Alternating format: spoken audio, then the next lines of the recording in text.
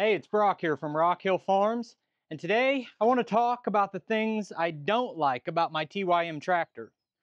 Now, as I was tractor shopping, I went around to every dealership and every trade show that I could. I got tractors delivered to me for demos, and I tried to be as thorough as I possibly could to decide what the best tractor for me was. So I tested 55 to 60 horsepower hydrostatic tractors from literally every brand on the market. And what I came up with was a conclusion video where I ranked those tractors. This is 5, 4, 3, 2, 1. The best tractor in my mind at the time was my TYM 574. And overall, I've been thrilled with the tractor, really impressed with it, but that doesn't make it perfect. There are things about this tractor that I don't like. And this is not meant to be just a fluff list for the sake of doing it. These are things I actually find annoying when I'm running this tractor. So let's get into the list, and at the end, I'll tell you kind of my opinion about the pros and the cons and how I measure this machine up. I think it's important that anytime I talk about the pros and cons of this tractor, I make sure it's crystal clear to the viewer what my sponsorship relationship is. I have no relationship at all to TYM. I'm not sponsored by TYM. I have no communications with TYM, but I am sponsored by a dealership that carries multiple brands, including TYM. So they don't pay me either, but this tractor here is provided for me to use. I can use TYM Bad Boy or LS tractors from the tractor yard free of charge. So I want to make the disclaimer perfectly clear what my relationship is and what my incentive might be to say positive things about this machine. All right, now I said this is not a fluff list, but the first item might be a little bit, because I don't like the skid steer quick attach, and it's not the specific skid steer quick attach that's on this machine. Having used John Deere quick attach for the last 4 years, at times I said John Deere should just conform to everyone else and go to skid steer quick attach, except that it's just better. The John Deere system is just better. And you can't ask the rest of the world to change because the skid steer market is set and it's not going to change. But it's harder to put attachments on this, only minimally, but you have less. Like with the John Deere, your attack angle can be anything you want it, which gives you visibility. It's just, I just like it better. But every tractor uses this. Nothing we can do about it. It's just part of it. Let's move on to things that are specific to this TYM. And really, I guess the next thing that I see as I'm looking at it is also true about almost every tractor. I don't like that tractors don't come with real grill guards like this. What they call a grill guard is just like 2 bars that don't protect your grill. You see plenty of tractors that have a limb jammed up into the radiator.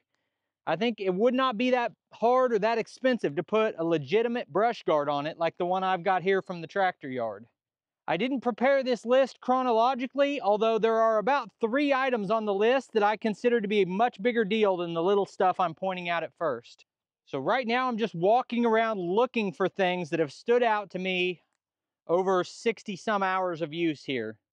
I think I'd like it if these lights were aimed a little bit more out. I don't think you can really aim those. You can aim them up and down, but not side to side.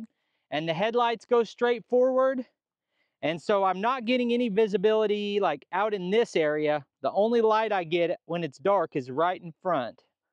Now this next one doesn't apply to the tractor in general, but for my configuration of the tractor, I got it with the backhoe. The backhoe is well made. It's got long reach on it.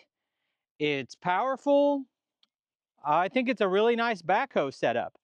But the problem is taking it on and off the tractor.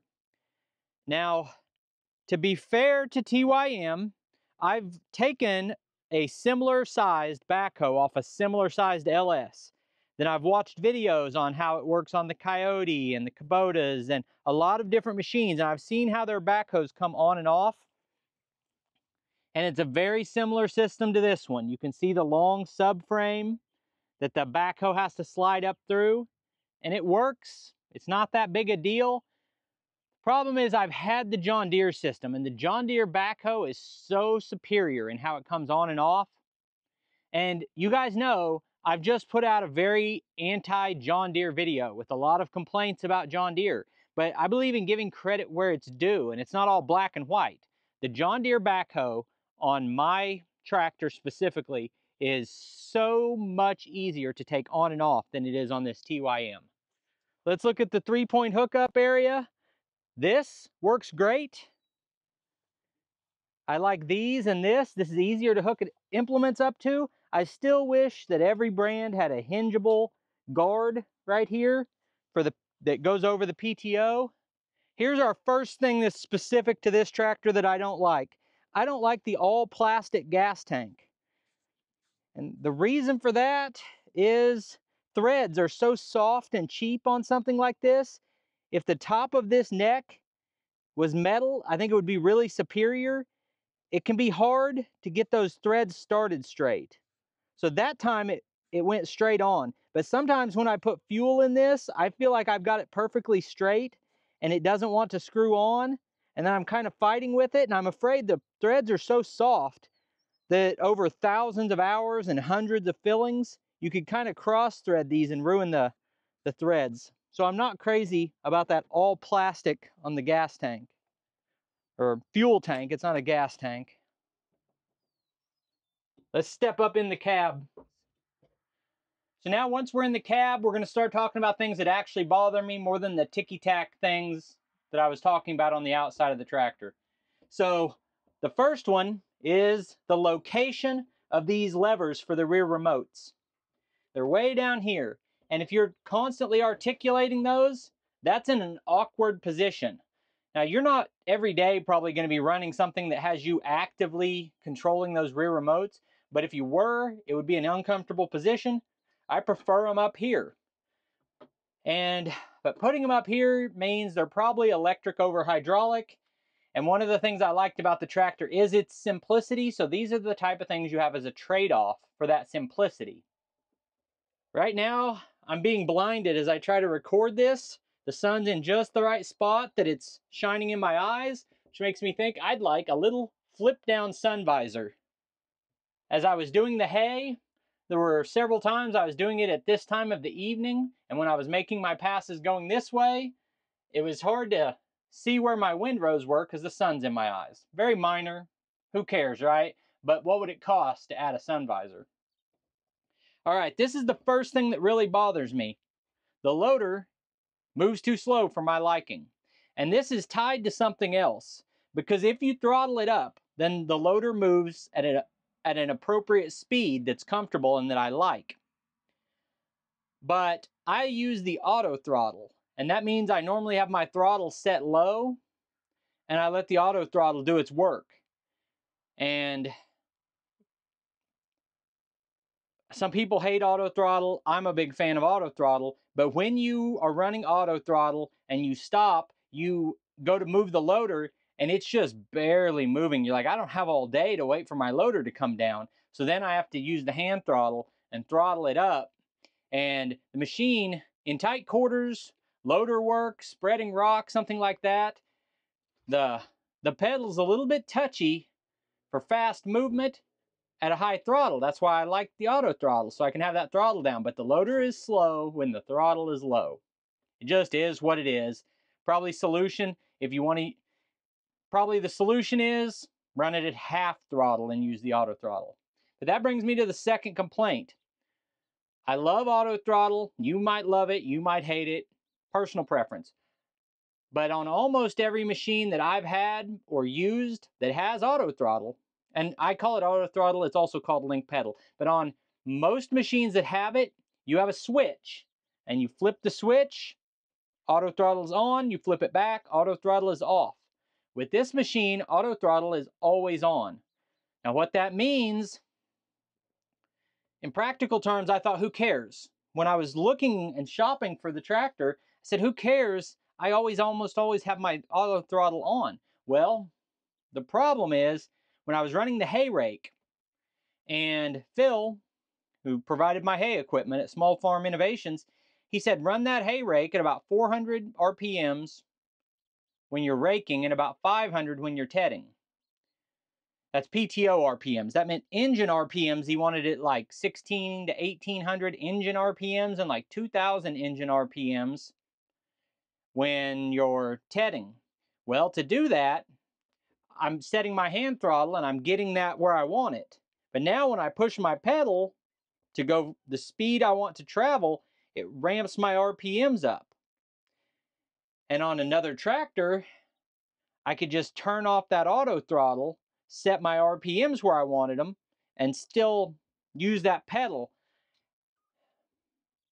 It's the solution. The workaround for me was to go into high gear, then set my RPMs, and I didn't have to fully depress the pedal to reach a workable speed.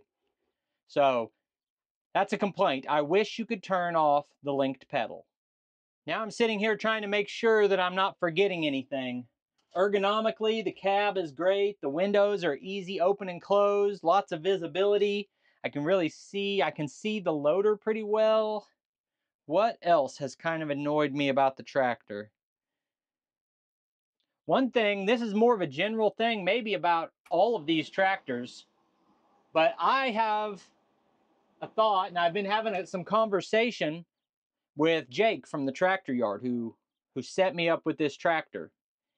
And we were talking about things that can go wrong for me baling hay with this tractor. And one concern is running a hay baler on a tractor that's barely big enough and as hydrostatic is that you don't want to overheat your hydraulic fluid. And you've got your engine temperature here on a gauge and your battery voltage and then machine hours.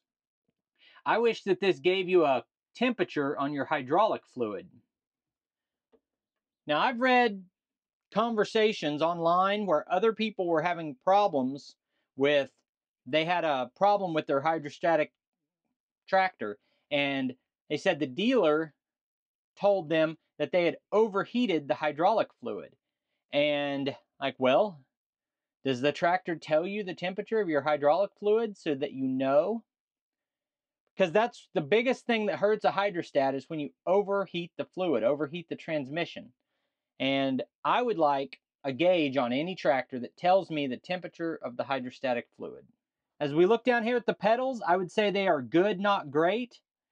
I've had a little bit of tightness in my calf from the fact that you're at a little bit of a steeper angle than I would like on this.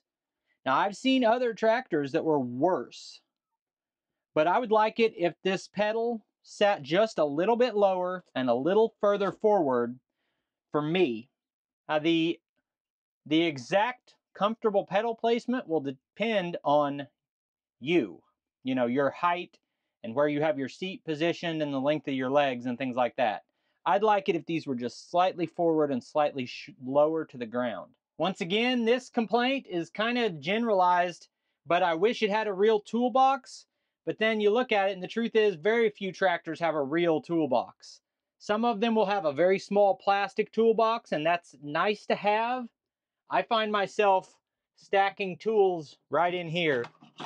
I'll have like a pair of pliers and a pin and some rings, some linch pins, some clips, an extra bushing for like a 3-point, different things like that in that spot. Now I took them all out the other day, but it would be nice if you had a tool storage location somewhere on the tractor.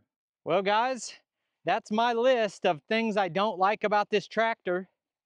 Now overall, if I was buying a tractor today and paying cash for a machine and I wanted this size of machine, the largest hydrostat I could get, I still don't think I could beat this one.